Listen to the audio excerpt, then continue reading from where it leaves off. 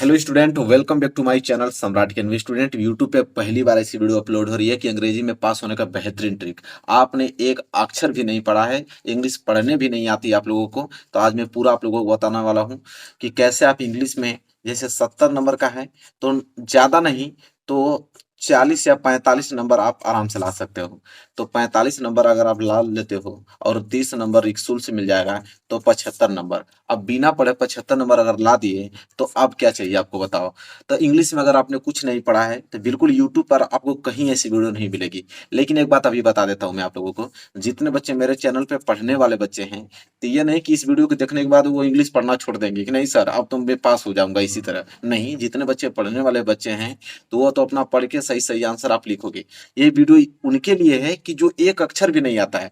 जैसे मैं आप लोगों के ये पेपर पूरा सोल्यूशन करके दिखाने वाला हूँ। मुझे इंग्लिश भी पढ़ने नहीं आती, मुझे क्वेश्चन आंसर भी नहीं मालूम है, क्या गलत है क्या सही है कुछ नहीं मालूम है, लेकिन इस पेपर को मैं पूरा सॉल्व कर दूंगा, ये वादा है मेरा। पूरा सॉल्व कर दूंगा, देखना आपके आप सामने करूंगा। और इसके बाद इस वीडियो को देखने के बाद आप भी किसी भी पेपर को सॉल्व कर दोगे। ठीक है, चाहे वो हाई स्कूल का हो या इंटर को, किसी का कोई भी पेपर आपको देगा ना तुरंत सॉल्व कर देंगे। कैसे करना है मैं आप लोगों को बताता हूँ। ठीक है, तो देखिए, अगर आप तक अभी तक कुछ नहीं पढ़े, ये उन्हीं विद्यार्थियों के लिए है कि जो कुछ नहीं पढ़े, बिल्कुल नहीं, उनको कुछ आता ही नहीं है इंग्लिश में, मतलब वो जीरो बटे जीरो हैं, उनके लिए वीडियो बनाया हो। क्योंकि मेरे चैनल पे बहुत सारे बच्चे ऐसे हैं कि जो पढ़ने में बहुत टैलेंट है। मेरे चैनल पे ऐसे भी बच्चे हैं जो उनको कुछ इंग्लिश में आता नहीं है। तो भाई मुझे सबको लेकर चलना है। ठीक है, क्योंकि मुझे सबका नंबर अच्छा चाहिए, इसलिए इस वीडियो को बनाया जा रहा है। ठीक है, तो अंग्रेजी में पास होने का ऐसा बेहतरीन ट्रिक आप लोगों को कभी देखे नहीं होंगे। तो चलिए, इस वीडियो पे तो लाइक ही लाइक बरसना चाहिए, क्योंकि सारे बच्चे आप लोग ऐसे वीडियो खोजते हो। तो लाइक आप आपकी मर्जी है, मैं तो कोई डिमांड नहीं करूंगा आप लोगों की लाइक की। आप देखोगे वीडियो खुद आपको मालूम चल जाएगा कि हेल्पफुल आएगी, तो आपको लाइक करना है, चैनल को सब्सक्राइब जरूर करना है, इतना बात याद रखना आप लोग। चलिए, अब वीडियो स्टार्ट करते हैं, मुद्दे वाली बात आते हैं। मेरे पास पेपर है, ठीक है, आराम से पूरा फुल डिटेल बताऊंगा। और यही नहीं, यहीं तक रुकना थोड़ी है, बोर्ड एग्जाम की कॉपी भी लेकर आया हूँ। इस पे मैं आप लोगों को बताऊंगा कि कैसे आप करोगे। देखिए, मेरे पास ये पेपर है, आपको क्लासरूम में पेपर मिलेगा। पेपर के बाद कॉपी भी आप लोगों को खूब मिलेगी। कैसे लिखोगे, आपको कुछ आता है नहीं, एक अक्षर से भेंट है नहीं आप लोगों को, कैसे आप लिखोगे अंग्रेजी का पेपर, आप देखो कमाल। ये तो फिलअप कर दोगे, भरना भी बताया हूँ आप लोगों को। जैसे पहला पृष्ठ खोलोगे तो भाई तो डर तो लगेगा कि मुझे इंग्लिश में कुछ नहीं आता, करेंगे क्या। लेकिन डरने वाली क्या बात है जब मैं आपके साथ हूँ। ठीक है, करना क्या है आप लोगों को। अब मैं थोड़ा स्केल से थोड़ा यहाँ पे लाइन खींच लेता हूँ। अब स्केल मेरे पास आ गया है, लाइन को बेहतरीन खींचेंगे, ऐसा खींचेंगे कि किसी को देख कर ये लगे कि बस करिए, लड़का अब टॉप करने वाला है इस बार हाई स्कूल। ठीक है, लाइन हमने खींच लिया। अब कैसे करना है मैं सारी चीज आप लोगों को बताता हूँ। पेपर कहाँ गया, पेपर को अंदर है, पेपर लेके आता हूँ। देखिए, एक कॉपी है, ये पेपर है।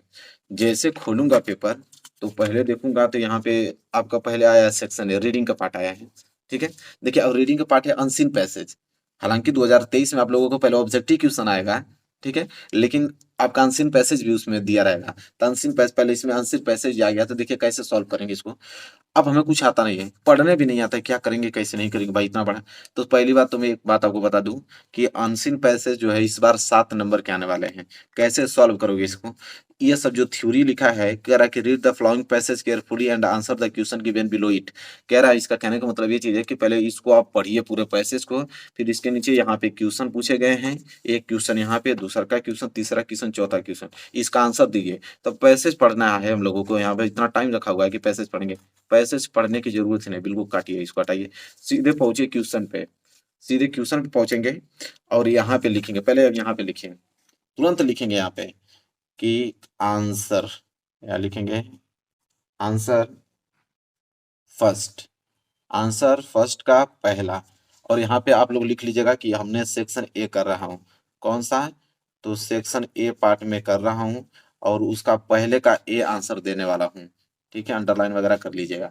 अब कैसे इसका आंसर लिखना है अब बता देता हूँ आप लोगों को। देखिए, डायरेक्ट क्वेश्चन पढ़िए। क्वेश्चन में लिखा है कि what was the duty of the dog, how did the dog and the birds become friends. ठीक है, अब इस प्रश्न का हमें उत्तर लिखना है। कैसे लिखोगे, देखिए इस प्रश्न का उत्तर कैसे लिखा जाता है। सबसे पहले आप लोगों को इसमें मेन वर्ड्स कुछ आप लोगों को खोजना है। मेन वर्ड्स क्या है यहाँ पे कि what was the duty of the dog. अब देखिए यही मेन वर्ड है, the duty of the dog. ठीक है, एक बात याद रखिएगा कि जब आप आंसर लिखते हो तो आंसर में हमेशा आप लोगों को क्वेश्चन मार्क से स्टार्ट नहीं होता, आंसर हमेशा आप लोगों को सब्जेक्ट से स्टार्ट होता है।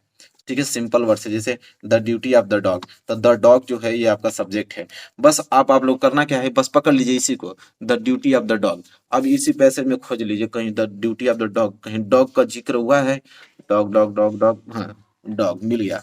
देखिए डॉग यहाँ पे भी मिला है, लेकिन यह बीच से स्टार्ट है और द डॉग यहाँ से स्टार्ट है जो सब्जेक्ट का काम कर रहा है। बस यही पकड़िए, द डॉग को पकड़िए और यहाँ से लेकर यहाँ तक, कम से कम हिम तक, मतलब इतना लिखिए ताकि एग्जामिनर को लगे कि आंसर लिखा है। तो द डॉग से लिख उठाइए और हिम तक बस लिख दीजिए। तो यहाँ से आप लोगों को द डॉग यहाँ से पढ़ के लिखना है। यहाँ से स्टार्ट में कर रहा हूँ कि द डॉग, अब मैं लिखूंगा पूरा थोड़ी, अब इतना वक्त मेरे पास थोड़ी, अब यहाँ पे अब आप लोग लिखना है। द डॉग यहाँ से स्टार्ट करना चालू कर दो, कम से कम यहाँ तक एकदम आते आते यहाँ तक आप समाप्त कर दो। तो एग्जामिनर देखेगा भाई तो पूरा का पूरा लिखे रहोगे, यहाँ पे पूरा भरे रहोगे, पूरा नंबर देगा भैया, एकदम आराम से 2 नंबर ले गए पहले ही प्रश्न से। ठीक है, तो पहला प्रश्न कर लिया कि नहीं आपने, बस हो गया। बढ़ो आगे, देखो क्वेश्चन दूसरा। इसके बाद तुरंत आप लोगों को एक क्वेश्चन पहला हो गया ना, तुरंत हेडिंग डालो यहाँ पे, तुरंत डायरेक्ट कि आंसर पहले का बी। अब हम पहले का बी करने वाले हैं। ठीक है, अब देखो पहले का बी मतलब यहाँ आ जाओ। पहले का बी कह रहा कि what happened to the birds one day, how did the dog save her. ठीक है, अब इसमें कुछ नहीं, व्हाट हैपेंड, ये व्हाट व्हाट काटिए, to the birds one day पकड़िए, द बर्ड्स वन डे को पकड़ लीजिए, बस खोज लीजिए कि द बर्ड्स वन डे कहीं दिख रहा है क्या यहाँ पे, मुझे तो दिख रहा है यहाँ पे वन डे, बस स्टार्ट कर दीजिए वन डे द बर्ड। अब यहाँ से तुरंत ब्लू पेन लीजिए और यहाँ से स्टार्ट कीजिए कि वन डे द बर्ड्स। और कहाँ तक लिखना है, तो यहाँ तक लिखना है। कहाँ तक, थोड़ा देखिए, यहाँ से लेके यहाँ ग्राउंड तक पूरा छाप दीजिए। पूरा ग्राउंड तक जैसे यहाँ तक छापेंगे तो आपका पेज यहाँ तक भर जाएगा। और जब यहाँ तक भरेगा एग्जाम में तुरंत क्लिक करेगा, 2 नंबर ले गए भैया। ठीक है, फिर तुरंत बढ़िए और यहाँ पर डालेंगे आंसर। आंसर पहले का सी। राइटिंग अच्छी होनी चाहिए, मैं थोड़ा जल्दी में लिख रहा हूँ, लेकिन राइटिंग आप अच्छे से बैठा के लिखिए, घबराने वाली बात नहीं है। पास हो गए, पूरा नंबर मिलेगा, देखो पैसे। तीसरा प्रश्न देखो, कह रहा कि found out the word in the passage which means pulled along forcefully. कह रहा है कि पुल का कोई ऐसा मीनिंग बताओ, जैसे पुल मतलब खींचना होता है, तो कोई एक और ऐसा वर्ड है जिसका मतलब खींचना होता है। तो अब हमको क्या मालूम है कि किसका मतलब खींचना होता है, हमको तो कुछ मालूम ही नहीं है। इसी में से देखो, इसी में से कोई वर्ड है, यहाँ नीचे से उठा लो कोई ना कोई, देखो ये कोई वर्ड, हाँ देखो ये ड्रेक्स कुछ दिख रहा है, बस डायरेक्ट ड्रेक्स लिख दो कि हाँ ड्रेक्स मतलब ये खींचना होता है, बात खत्म। यहाँ पे क्या लिख दोगे, ड्रेक्स। ठीक है, तो यहाँ पे लिख देंगे ड्रेक्स। जैसे पुल मतलब खींचना, ड्रेक्स मतलब भी खींचना होता है, बात खत्म। अब चाहे गलत हो चाहे सही, लिख दो आंसर, पूरा नंबर मिलेगा। इसके बाद फिर आंसर हेडिंग डालोगे और लिखोगे पहले का डी, और देखोगे क्वेश्चन में क्या पूछा है। कह रहा है कि find out a word in the passage which in opposite of near. अब कह रहा है कि नियर का अपोजिट क्या होता है, तो जिनको मालूम रहेगा कि नियर मतलब दूर, नियर मतलब पास होता है, तो पास का होता है दूर, अपोजिट वर्ड। तो दूर का क्या होता है, तो यहाँ पे देखोगे तो फार मतलब दूर होता है। फार मतलब क्या होता है, दूर होता है। तो यहाँ पे फॉर कहीं लिखा होगा, जरूर से कहीं ना कहीं लिखा होगा फॉर। देखो फॉर लिखा है ना, तो अब आप, तो मैं तो जानता हूँ कि फॉर मतलब दूर होता है। अब आप सोचोगे कि मैं कैसे लिखूंगा, कि हमको मालूम है नहीं कि क्या होगा भैया। तो होगा क्या, जब आपको फॉर नहीं मालूम तो फॉर उठा लीजिए।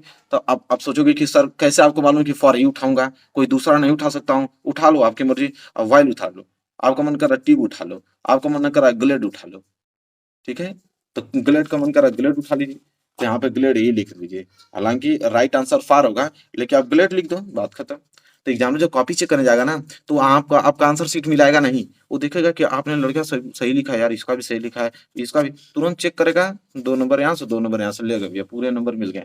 पूरा पैसे जनसिन पैसे, बताओ एक भी मालूम था हमको, पूरा का पूरा नंबर उठा लिया। चलो अब देखो सेक्शन बी। अब सेक्शन बी में यहाँ पे यह है कि write a letter to your friend inviting him to attend your brother's marriage. अब यहाँ पे हमें अपने भाई की शादी के लिए हमें लेटर लिखना है।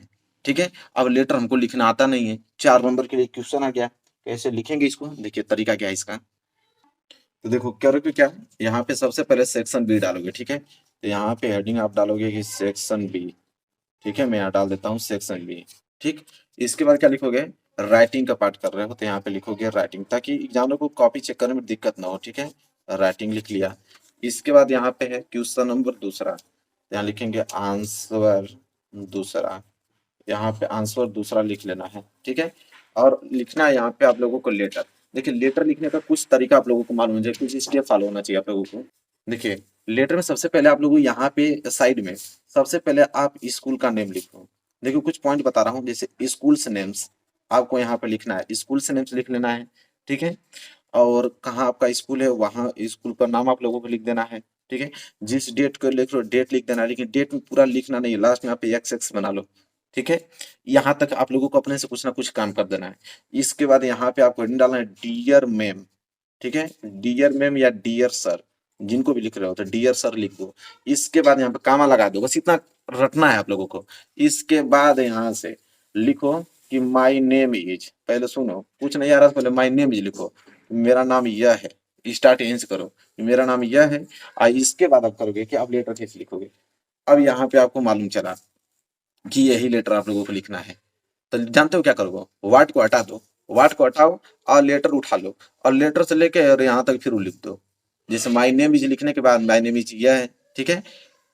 यहाँ से ए से उठाओ और मैरिज तक लिख दो। मैरिज तक लिखने के बाद अब कहोगे कि सर अब क्या लिखे, अब तो दिमाग में कुछ चल नहीं रहा है, तो ये है ना आप लोगों के पास, इसको उठा लो। नहीं तो लास्ट में एक और आता है यहाँ पे एक अनसीन पैसेज और आता है ये वाला लिटरेचर वाला, यहाँ से उठा लो।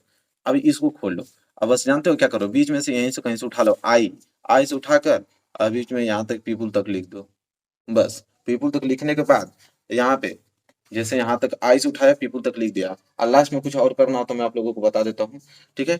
आई रिस्पेक्टफुली सर, यहाँ पे लिख देना कि रिस्पेक्टफुली सर, ठीक है। और यहाँ पे योर ओबेडियंटली मतलब होता है आपका आज्ञाकारी, यही चीज रखना है। रिस्पेक्टफुली सर, योर ओबेडियंटली सर, और जिस डेट को लिख रहे हो यहाँ पे अपना डेट लिख दो, और यहाँ पे रोल नंबर लगा के एक्स वाई जेड इस तरह लिख दो। इसके बाद पूरा का पूरा आप लोगों को समझिए कि कंप्लीट हो गया। बस यही रखना था, आगे का 2-3 और नीचे का 2-3, बाकी तो आप लोगों के अपने उसके पेपर में से ही आप लोगों के कोई ना कोई पैसेज में से उठा के आप लोगों को लिख देना है। बस पूरा नंबर आप लोगों को समझिए कि मिल गया। 4 नंबर का है तो 3 नंबर तक कहीं नहीं गया है, 3 नंबर भी नहीं लेगा तो 2 नंबर मिलेगा, पास हो गए, ठीक है। ये भी प्रश्न आ गया। चलिए अब ये प्रश्न कर लिए ना, अब मैं आप लोगों को बताता हूँ कि जब यह प्रश्न हो गया, लेटर लिखना आपको आ गया, इन दोनों में से कोई एक ही करना था, हालांकि दोनों में से कोई एक कर लेना, नियम तो आपको मालूम चल गया है। अब यहाँ पे तीसरा देखेंगे, और तीसरा यहाँ पे एस्से के लिए आता है कि एस्से कैसे लिखेंगे, चलिए वो बताता हूँ। चलिए देखिए अगला प्रश्न मैं आप लोगों को दिखाता हूँ। अब एस्से लिखना था, ठीक है। और ये आपका क्वेश्चन तीसरा, तो यहाँ पे लिखोगे कि आंसर तीसरा, आंसर तीसरा, ठीक है। और क्या था यहाँ पे कि राइट अ पैराग्राफ, एक पैराग्राफ लिखना है, माई टाउन और city in about 60 to 8 word in the basis of hint. ये हिंट दिया है, इसी को हेडिंग बनाना है, और माई टाउन या सिटी पे आप लोगों को लिखना है। तो यहाँ पे हेडिंग डाल लीजिएगा कि माई टाउन, ठीक है, कि माई टाउन पे हम लोग लिख रहे हैं एस से। अब एस से कितना आसान होता है, देखिए कैसे लिखोगे आप। तो आपको हेडिंग की जरूरत नहीं होती है, हेडिंग तो खुद जो दिया होता है यहाँ पे वही हेडिंग आपको बनाना है। देखिए कह रहा है कि पहले नेम, तो यहाँ पे लिखेंगे नेम। अच्छा आप सिटी का नाम नहीं मालूम है आप लोगों को, नेम डाल के अपना सिटी का नाम लिख देना, माई सिटी नेम इज या, और यहाँ पे कुछ ना कुछ आपने जोड़ के लिख देना नेम में। नेम में क्या होता है, नेम बस अपना सिटी का नाम लिखना है, ठीक है। दूसरा लिखोगे, पहले लिख लेना अपना नाम कि माई नेम इज यह है, मेरे सिटी का नाम यह है, बस। दूसरा हम बोला है कि ऑक्यूपेशन ऑफ द पीपुल, अब ये हेडिंग आपको यहाँ पे दूसरी ऑक्यूपेशन ऑफ सिटी आपको हेडिंग डाल लेना है। अब लिखोगे क्या है यहाँ पे, अब देखो एक बात याद रखना, या आप ऑक्यूपेशन लिख रहे हो या इट्स रोड एंड मार्केट लिख रहे हो, what is the known for या कंक्लूजन लिख रहे हो, जब भी ये प्रश्न को लिखना तो कभी कभी बीच में गलत तो लिख रहे हो, लेकिन my town my city, my town my city बीच बीच में जरूर कहीं ना कहीं प्रयोग करते रहना। जैसे अगर मुझे 5 लाइन लिखना है तो 5 लाइन में कम से कम 5-7 जगह आप लोगों को माई सिटी माई टाउन बीच में लिखते चलना है, ताकि जब पढ़ेगा कोई तो माई माई सिटी माई टाउन उसको दिखेगा तो लगेगा कि हाँ माई सिटी माई टाउन के बारे में ही कुछ ना कुछ लिखा है, और नंबर आपको दे देगा। इसको भी कहाँ से आप लिखोगे, हेडिंग डालकर कुछ आगे के पॉइंट्स लिख के फिर इस पैसेज में से कुछ ना कुछ 2-3 वर्ड यहाँ से उठा लेना, इतना हो जाएगा काम। तीसरी heading it's road and market में डालकर, और पीछे एक और दिया होता है पैराग्राफ, यहाँ से लेकर और यहाँ तक लिख देना, ठीक है। इसी तरह आप लोग छाट छाट के पूरे किताब से अपना लिख लेना पूरा का पूरा, 5 को पहुंचेंगे हेडिंग बना के लिख देना। 6 नंबर का है, 3 नंबर तो कहीं नहीं गया, 3 नंबर तो एग्जाम में देगा, किसी कीमत पे देगा, और नहीं पूरा नहीं चेक करेगा, बढ़िया से देख लेगा तो पूरा 6 में से 6 भी दे सकता है, ठीक है। तो आप याद रखना, तो ये भी प्रश्न आपने कर लिया, ठीक है। इसके बाद देखो यहाँ पे अगला प्रश्न आता है, ये तो आप लोगों को वही है, दोनों में से कोई एक ही ऐसा करना था। अब सेक्शन से ग्रामर आता है, ठीक है। अब ग्रामर में क्या है, यहाँ ऑब्जेक्टिव क्वेश्चन है। ऑब्जेक्टिव क्वेश्चन में क्या होता है कि अब तो मालूम होगा नहीं कि भाई कौन सा आंसर होगा। ऑब्जेक्टिव क्वेश्चन वाले प्रश्न को आप इसी तरह करते जाओ, किसी का पहला रंग दो, किसी का दूसरा रंग दो, किसी का तीसरा रंग दो। नकल हो गई तो बहुत अच्छी बात है, किसी फ्रेंड ने बता दिया तो और अच्छी बात है। नहीं अगर कोई बता रहा है तो किसी का दूसरा, किसी का तीसरा, किसी का पांचवा, किसी का पांचवा तो होता ऑप्शन नहीं है, किसी का पहला, किसी का चौथा, किसी का दूसरा, किसी का तीसरा। ऐसे ऐसे ही ट्रिक लगाते जाओ। देखो इसका पहला सही है तो इसका दूसरा सही है, इसका दूसरा सही है, ठीक है। तो यहाँ पे ट्रिक लगा हुआ है, लेकिन आपको मालूम नहीं रहेगा तो आप भी अपना ट्रिक लगाते रहना। और मैं कह रहा हूँ कि 20 ऑब्जेक्टिव आ रहा है, आपने पूरा रंग दिया, मैंने कहा 10 भी सही होगा और लो पे 10 नहीं तो 7 तो सही होगा, लेकिन पूरा छोड़ दोगे तो एक भी नंबर मिलेगा नहीं। अगर यहाँ से 10 नंबर मिल जाएगा तो कोई दिक्कत, अगर भगवान भरोसे आपने सही कर दिया तो 20 में 20 मिल जाएगा। बोलो आपको कुछ नहीं आ रहा था, आपने रंग दिया सही भाई, 20 में 20 नंबर मिल गया। तो ऑब्जेक्टिव वाले क्वेश्चन ऐसे कर लेना, ठीक है। इसके बाद देखिए क्या आता है, यहाँ पे देखिए चेंज इनटू पैसिव वॉइस और ये डायरेक्ट इनडायरेक्ट। देखिए डायरेक्ट इनडायरेक्ट स्पीच कैसे चेंज करते हैं बताता हूँ, यहीं पे आप लोग समझो। जैसे ही said to why are you sitting दिया ना, तो ही सेड टू जब भी आए, देखिए सेड टू को हमेशा टोल्ड में लिख देते हैं। सेड टू जब भी आएगा ना आप उसको टोल्ड टू लिख दो। इसके बाद यहाँ पे वाई आर यू सिटिंग है ना, तो यहाँ तुम यू से स्टार्ट करो, लिख दो यू आर सिटिंग आइडल बस। पहले क्या लिखोगे, ही टोल्ड अस, कमा हटाने के लिए आप दैट का प्रयोग करो, दैट लगा दो। इसके बाद यू, इसके बाद आर, फिर सीटिंग आइडल, हो गया भैया। 2 नंबर कहीं नहीं गया, पूरा का पूरा नंबर मिलेगा आप लोगों को। इसी तरह आप लोगों को change into passive voice. Passive voice में क्या होता है कि आई बॉट और डिक्शनरी स्टडी ये दिया है ना, तो पैसिव वॉइस में क्या होता है कि इसके ऑब्जेक्ट का इसका सब्जेक्ट बनाते हैं, ठीक है। तो और डिक्शनरी आगे कर दो, और इसके लिए helping verb is am are कोई ना कोई अपना लगा दो, और लास्ट में बाई लगाने, बाई भूलना नहीं है, बाई लगाकर और इसके सब्जेक्ट को इसका ऑब्जेक्ट बना लो। जैसे आई है तो आई को क्या होता है मी, तो यहाँ मी लिख दो, पूरा नंबर मिल जाएगा, ठीक है। इसी तरह पेंचुएशन मतलब चिन्हों का प्रयोग, कह रहा है कि कैपिटल लेटर का प्रयोग कीजिएगा, ठीक है। तो करना क्या, अब देखिए पहला जो अक्षर होगा उसका पहला अक्षर तो पहले ही कैपिटल कीजिए, ठीक है। पहला जो यहाँ से स्टार्ट होगा पहले उसको कैपिटल कीजिए, इसके बाद कहीं ना कहीं बीच में लिखने के बाद फुल स्टॉप लगा दीजिए, ठीक है। और जहाँ फुल स्टॉप लगा के अगला पॉइंट लिखेंगे उसको भी कैपिटल लिख दीजिए, ठीक है। और इसके बाद लास्ट में फिर फुल स्टॉप लगा दीजिए, पूरे नंबर मिल जाएंगे, ठीक है। अगला है कि frame a correct sentence by rewording the word. देखिए रिवर्डिंग वर्ड जो सेंटेंस आता है उसमें एक ही पॉइंट आप लोगों को याद करना है कि सब्जेक्ट वर्ब प्लस ऑब्जेक्ट, पहले आएगा सब्जेक्ट, इसके बाद आता है वर्ब, इसके बाद आता है ऑब्जेक्ट। इसी बेस पे आप लोगों को करना है, करेक्ट सेंटेंस हो जाएगा। जैसे trouble gives a great deal of us the rate, ये दिया है ना, तो देखो यहाँ पे द रेट्स को आप सब्जेक्ट मान लो, इसके बाद वर्ब है गेव, तो गेव लगा दो वर्ब, इसके बाद इन सभी को इधर उधर करके भी लिख दोगे तो नंबर मिल जाएंगे पूरे। इसके बाद यहाँ भरने के लिए आता है, आप कहोगे कि यहाँ पे क्या भरें, नहीं मालूम है, कुछ नहीं, यहाँ पे ई भर दो, यहाँ पी भर दो, कुछ भी भर दो, बात खत्म।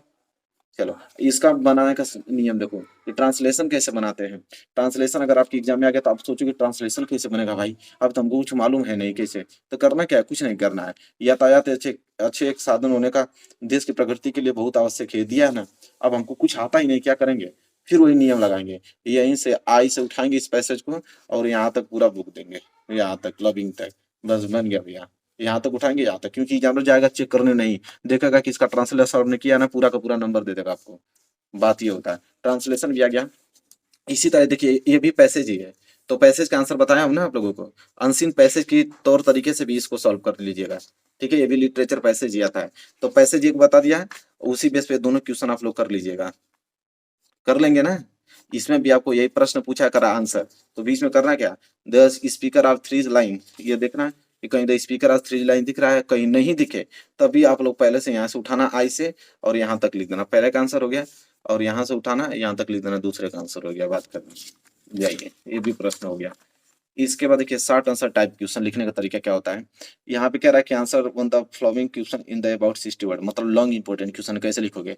देखिए लॉन्ग इंपोर्टेंट लिखने का तरीका बताता हूँ। जैसे दिया how did the post office employed help Lencho, अब इसको आपको आंसर लिखना है, तो देखो आंसर हमेशा सब्जेक्ट से लिखो, यहाँ से द पोस्ट उठाओ, द पोस्ट से उठाओ और हेल्प तक लिख दो। और जब यहाँ तक हो जा रहा है तो इसके बाद करना क्या है कि कोई ना कोई पैसेज आपको ढूंढ लेना है, वही पैसेज फिर पुनः पैसेज में पहुंचो, पैसेज ढूंढ लेना है और इन्हीं पैसेज में से फिर कहीं ना कहीं बीच में से उठाना है और यहाँ तक आप लोगों को लिख देना है। लिखने के बाद देखिए लास्ट में कर किया क्या जाता है, लास्ट में फिर आपको करना क्या है कि लास्ट में पुनः फिर इसी लाइन को उठाना है यहाँ तक और यहाँ तक लास्ट में फिर उसको लिख देना है। क्योंकि जानो ऊपर देखेगा नीचे देखेगा, देखेगा कि उसके बारे में जिक्र हुआ है, यहाँ पोस्ट ऑफिस एम्प्लॉयज आपने कुछ ना कुछ लेंचों का प्रयोग किया है, बस नंबर दे देगा। तो ये होता है आप लोगों को लॉन्ग इंपोर्टेंट लिखने का तरीका। क्लियर हो गया ना? इसी तरह शॉर्ट आंसर भी लिख दोगे ना, तो लॉन्ग लिख दोगे तो शॉर्ट नहीं लिख पाओगे उसी तरह बनाकर। चलिए, मैच दिकाला में क्या होता है कि मैच दिकाला में कोई ऑप्शन नहीं, पहले का सी दूसरा का बी, इसका ये तीर का निशान लगा के मिला दो अपना, सही लग गया तो लग गया, नहीं तो छोड़ो। ठीक है, नंबर तो मिलने वाले हैं आप लोगों को। पहले का दूसरा मिला देना, बी का इसको मिला देना, इसका इसको मिला देना, हो जाएगा।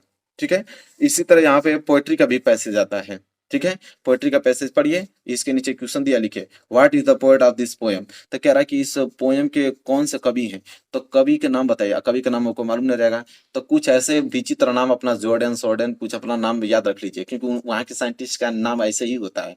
ठीक है, तो जॉर्डन सॉर्डन, इंसप्लेक्शन, बहुत सारे ऐसे वर्ड होते हैं जो कि वैज्ञानिक नाम जैसे लगेंगे वही लिख दो कि हाँ इसके राइटर यही है, बात खत्म। इसके बाद दूसरा प्रश्न, what was the has the fox been compared and why. अब इस प्रश्न का उत्तर लिखना है तो यहाँ से द डॉग्स उठाओ, यहाँ तक लिख लो, कंपेयर्ड तक। ठीक है, लिखने के बाद इसी में से ओवर तक उठाओ, ऑन तक लिख दो, आंसर कंप्लीट हो गया। ठीक है, चलिए इसी तरह यहाँ पे आप लोगों को आता है सेंट्रल आइडिया लिखने के लिए, या तो सेंट्रल आइडिया लिखिए या तो 4 लाइन का पोएम लिखिए। तो पोएम लिखने से बेहतर है कि सेंट्रल आइडिया लिख लो। फायर एंड आइस लिख, देखो पोएम तो 4 लाइन का याद करना, अब इतना भी नहीं याद करोगे, 4 लाइन का पोएम याद कर लो तो 4 नंबर मिल जाएगा आप लोगों को। पोएम नहीं याद रहेगा तो सेंट्रल आइडिया में हेडिंग बना लो और वही पैसेज में से पीछे में से कहीं ना कहीं उठाकर पूरा का पूरा लिख देना। ठीक है, तो यहाँ तक क्लियर हो जाएगा। इसी तरह फिर यहाँ पे शॉर्ट आंसर टाइप क्वेश्चन आ गया। शॉर्ट आंसर टाइप क्वेश्चन का एक नियम बता दिया हूँ, सभी लागू होगा उसी में। इसके बाद फिर लॉन्ग आ गया, फिर उसी में वही नियम लागू हो जाएगा। ट्रू एंड फॉल्स में क्या होता है कि अब तो मालूम है नहीं, किसी को ट्रू कर दीजिए, किसी को फॉल्स कर दीजिए, प्रश्न छोड़ना नहीं है, पहले का ट्रू कर दीजिए, दूसरा को फॉल्स कर दीजिए, हटाइए। इसके बाद वही आप लोगों का multiple choice question. Multiple choice question में वही में हमने बताया है, किसी का बी कर दीजिए, किसी का सी कर दीजिए और पूरा का पूरा पेपर सॉल्व कर लीजिए। बताइए, मुझे इंग्लिश आ रही थी, एक भी नहीं आ रहा था, लेकिन सॉल्व हो गया पूरा पेपर, नंबर पूरे मिलेंगे, इतना याद रखिएगा। हमने क्या किया, 40 का नंबर कहीं नहीं गया है, 40 नंबर तो एग्जाम में देना ही देना है उसको। आप 30 नंबर स्कूल से 70 नंबर पा गए, अब क्या चाहिए बिना पढ़े लिखे। तो कैसी लगी ट्रिक, बताइए, ट्रिक है कि नहीं मजेदार। मेरे प्यारा विद्यार्थी, लाइक करो, इसको शेयर करो इतना कि सारे बच्चे तक पहुंच जाए और सभी पास हो जाएं। ठीक है, चलिए मिलेंगे नेक्स्ट वीडियो में, तब तक के लिए धन्यवाद और सब्सक्राइब कर ही लेना है आप लोगों को।